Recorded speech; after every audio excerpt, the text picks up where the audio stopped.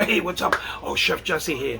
Well, today we are going to today we're going to be having some steaks. We're going to be having a New York strip steaks, and I'm going to show you how that's made. And then we're going to have some potatoes, some onion roasted potatoes. And I'm going to show you how I do those. And then there's some asparagus, and I'm going to make some homemade garlic knots. So we have a lot of cooking today, and stay tuned. So folks, first of all, I'm going to start peeling my potato. Okay, I got my potato here, and I got this potato peeler that looks like it's homemade, and I bought it from an old guy who used to sell these out in the streets. He used to sell them 1 for $3 and 2 for $5, and they're amazing. He got them from Swiss made, and this thing is amazing. It's nothing fancy, but it's amazing. He passed away a couple years ago, and his daughter took over the business, but I don't know if she sells these anymore. But these things are amazing. I'm going to show you how I peel these potatoes so fast. Okay, so here we go. Okay, this is amazing.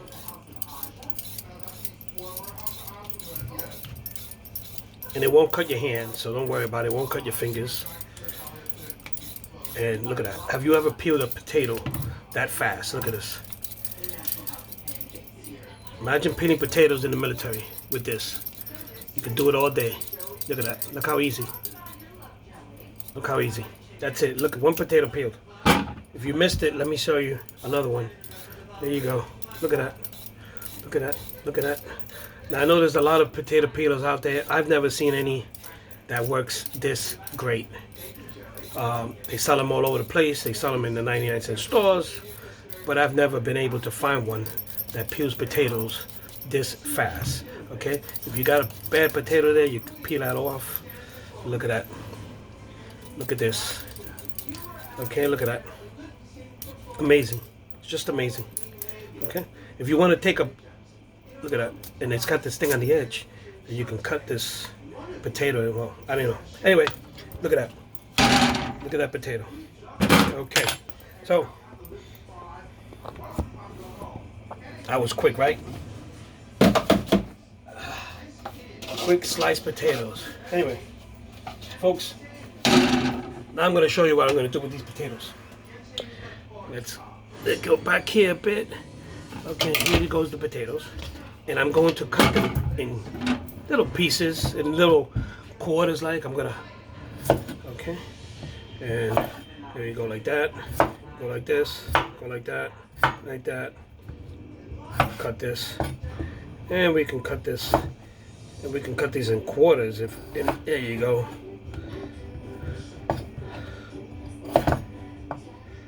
Just watch your fingers. Okay. So we got those out of the way. Got that. Got that. Got that. Okay. Now we're gonna cut these into fours. And we're gonna do this.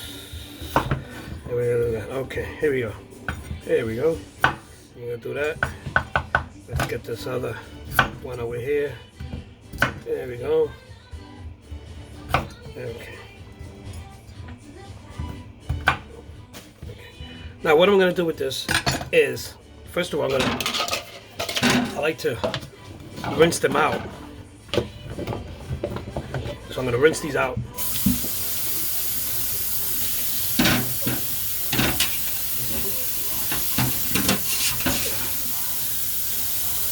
Okay, now I hope you can see what I'm doing here. So I rinsed out my potatoes. I'm going to take Lipton onion soup mix. You see this? Lipton.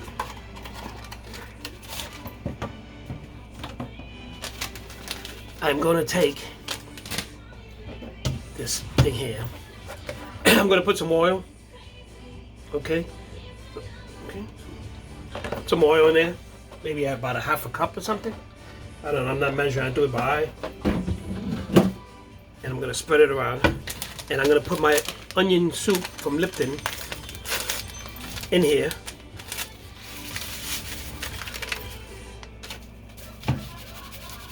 And I'm going to pour my potatoes in here.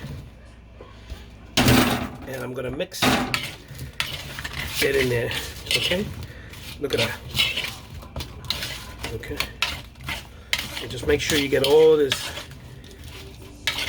on the potatoes. Look at that. Look at that, folks. Look how easy. So once you get all the oil on that, it's gonna adhere to the onion mix. Okay. And just mix it through. Make sure you get everything, all those pieces of onions in there. You don't need to put anything else, no salt, no nothing, because this has all the flavoring in it. This has all the flavoring in it, I'm telling you. It's got good flavor, I'm telling you. You gotta try this. So after mixing this up for a little while, I got a glass. You can use a aluminum tray. I'm using this glass, and I'm gonna pour my potatoes in there. Okay. I'm gonna spread it out. Spread them out. Okay.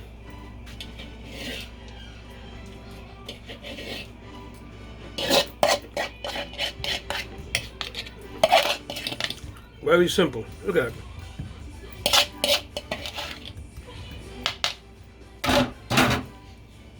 I'm gonna cover these up. I'm gonna bake this for about 1 hour at about 400 degrees. I'm gonna use the toast oven for this, so stay tuned.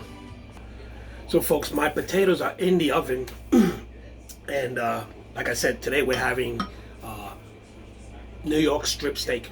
Okay, and I got the steaks in the refrigerator, and I'm gonna show you in a few minutes how that looks.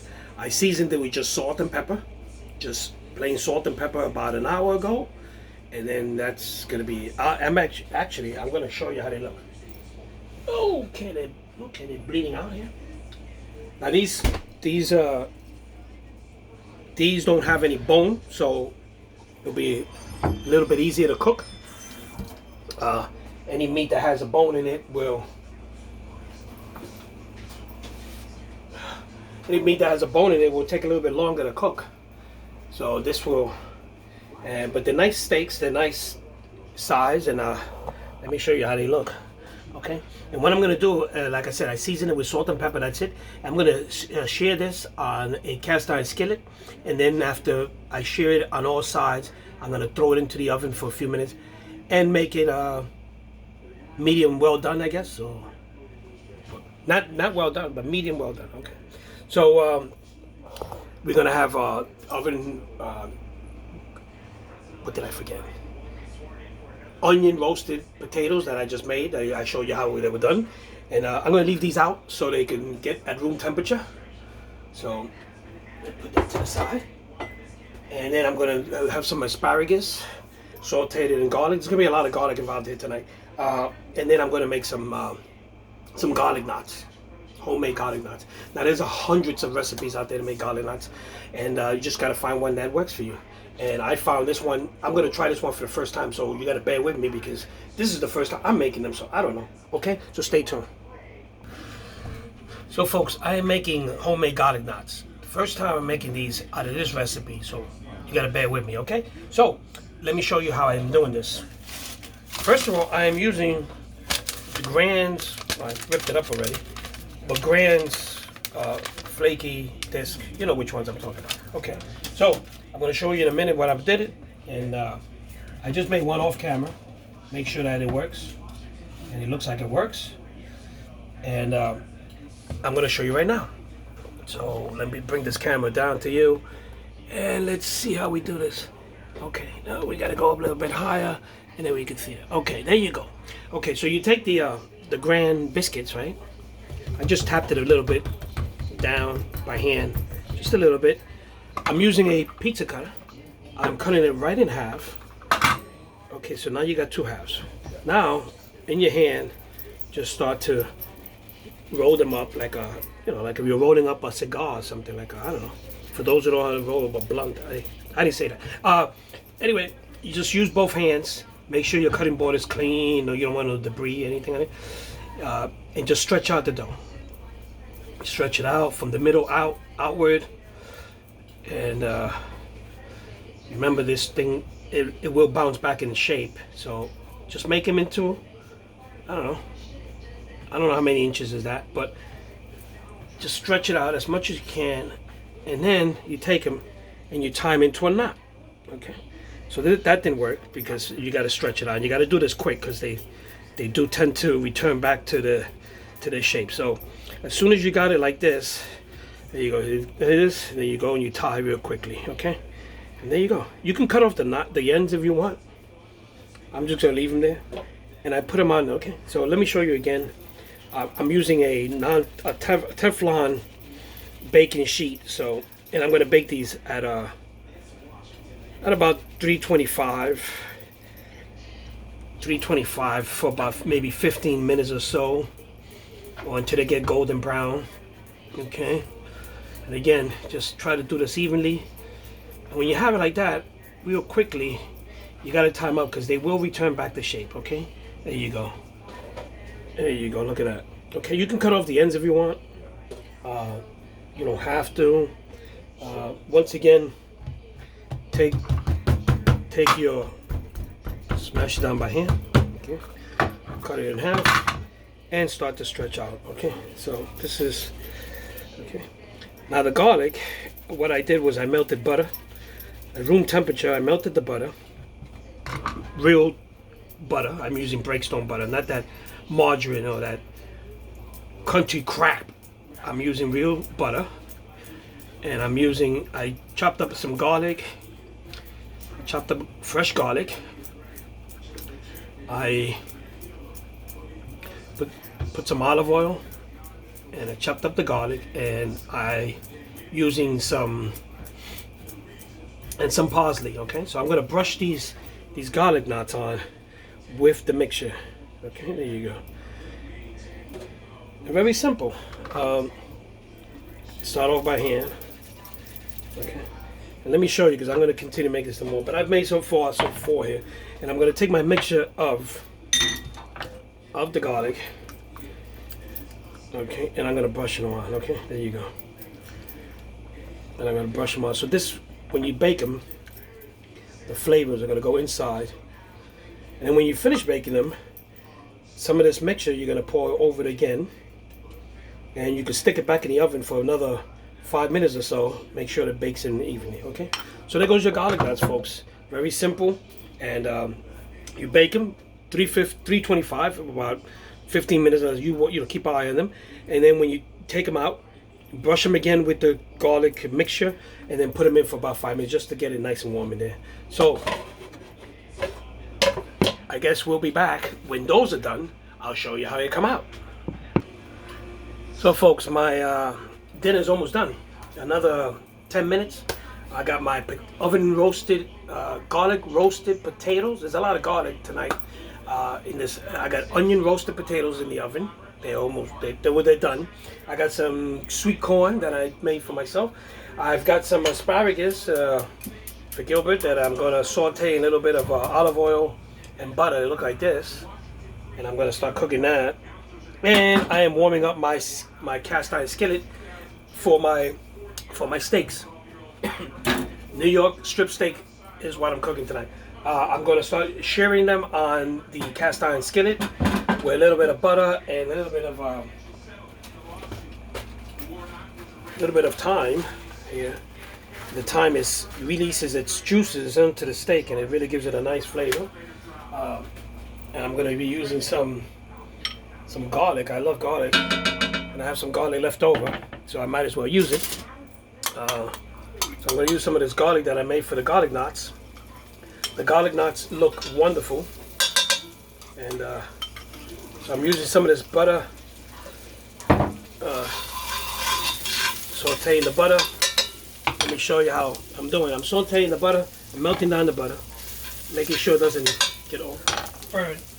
So in order to prevent the butter from getting burned, I'm going to throw some olive oil, which prevents it from burning. Because it's got a low temperature, garlic has a low temperature in the butter. So I'm going to get ready. My garlic knots are in the oven, and these are the steaks. And this is a big one here. And there you go. And look at that sizzling. The alarm. So anyway, I'm going to shear these on each side for about 3 minutes each side, and then they should be done. Then I'm going to throw them into the oven and finish them up. I got my asparagus over here, okay, and my steaks over here. Okay, so I'm going to let that cook there. Let me check up on my garlic knots. My garlic knots are done. Look at that. Look at those garlic knots. Ooh.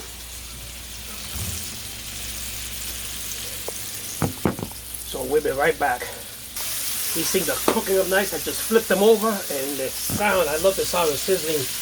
When food is sizzling, this is, I don't know. So I'm looking at the side there, and I see it's still raw in the middle. So I'm gonna cook it till I can see, check it on the side. And the meat, there you go, see? Then the meat is halfway, and I'm gonna shear this from side to side. So I'm cooking these about 3 minutes on each side. And you know, you can't really burn steak, really, folks. If you overcook steak, you take the flavor out of it. So I know there's some people that say, "Oh, I can't eat steak like that." I understand, but that's the way you got to eat it, because if not, it just doesn't taste good. It just dries it out, and all you're eating is like the bottom of a shoe.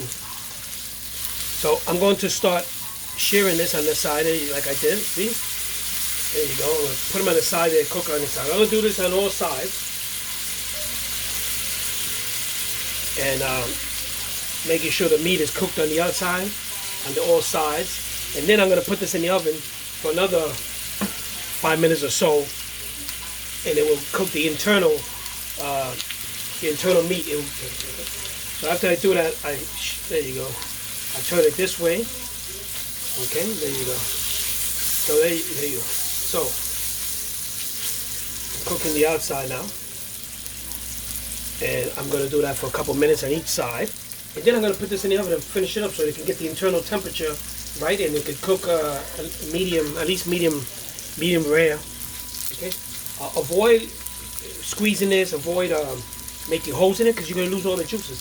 And when it's done, you're going to take it out and you're going to let it sit for about 5 minutes or so that it continues cooking and it doesn't lose the juice. If you serve a steak like this and you put it in and you start cutting into it, all the juices flow out. So you have to put it out, let it for about 5 minutes or so, and then the juices will the meat will continue cooking itself, and the juices will stay in there, and you'll get a nice juicy steak when you cut it. So there it goes. On that side, I did that side. I'm gonna do this side here. All I gotta do is I just want to cook the edges here, and this is called shearing, to shear the meat. Okay, and there you go. And you do this side here. And this cooks it evenly on all sides. And then all you have to do is worry about the internal temperature in the middle. Look at that. See? I love that sizzling sound. This steak is very good. It doesn't have any bone in it, so it should be cooking. It'll cook less. It's a less headache to cook. There you go.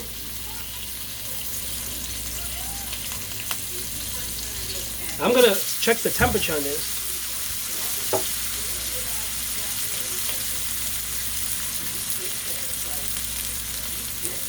And the internal temperature should be 160. So I'm gonna stab it there, and it should be 160, give or take. So that's reading it's still going up. It's reading about 1. Okay. So the internal temperature is quite still not done. It's only 94. It should be reading 160. Let me check this one.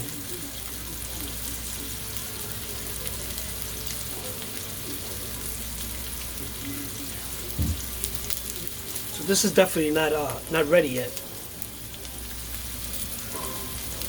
Okay, it's 76. So it's averaging 80 degrees in the middle.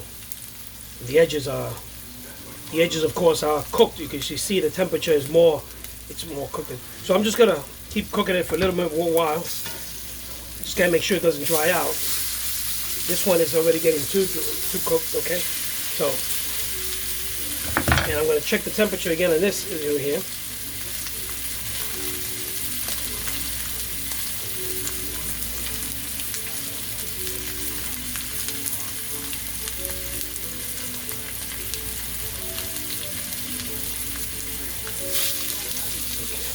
I'm gonna keep putting on some of this garlic to give it flavor.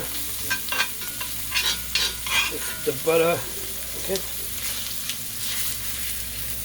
Now I'm gonna stick these in the oven. I got this leather grip, and I'm gonna pick this up. I'm gonna put this in the oven. There you go. Oh, I'm gonna leave it in it for about 5 minutes, and then we're gonna see it. And the internal temperature should be 160, and it should be done. Okay, folks. So I just checked. I just took my steaks out. I checked it. It's supposed to be 160, and the internal temperature right now I just checked it is 174. So we are well over the temperature. And now I just took the steaks out. Let me show you how they look. And I'm just letting them continue cooking there. The cast iron skillet is still hot. It's still cooking. I'm pouring some of this butter over it to give it flavor. Some of the thyme. And this is still, as you can see, it's still sizzling. It's still going to cook, and it's going to cook for about 5 more minutes in there with the heat, and it's going to start internally containing all the juices and all that stuff. You don't want to lose your juice, do you? Nobody wants to lose their juice. Anyway, folks, we are going to go to the table in a few minutes because it's done. So, folks, dinner is served, and I'm over at the table. I'm going to show you how it looks because it looks delicious and it smells great. There goes that steak. Look at that. Look at that thick steak. And this is New York strip steak. And a shout out to Gilbert's sister, who was the one who gave us this as a gift for Christmas. It came from the Chop Box. It's a company that freshly cuts the meats in Jersey and sends it to you, not with no dry ice and not frozen. It's freshly cut and guaranteed to be at your house in 3 days. In 2 days. It took one more day because of a snowstorm. So a thank you to her for having a great dinner today. So anyway, folks, with that said, we're gonna go eat because this looks good. And did I show you the garlic knots? I didn't show you the garlic knots. I think, see, look at those garlic knots. Look at that. Just like you get in the pizza shop. Sal's Pizza. There you go. There's a corner. So let me take a picture of this while we're here. Look at that steak. Look at that. We got the corn. And we got the garlic knots. It smells like a pizza shop. And there goes your steak, and there goes, okay. So, folks, once again, thank you for being with me. This was a little bit of a long video because I was doing a lot of cooking, but I hope you guys look it up in YouTube, Cooking with Uncle Jesse or Cooking with Chef Jesse, one of the two. I think I changed the title. But anyway, folks, it's been a pleasure being with you and showing you all this stuff, all this food, and I'll see you guys tomorrow, and let's see what tomorrow we cook, right? Okay, the year's almost over. Take care of yourself, be healthy, and stay safe. Talk to you guys later.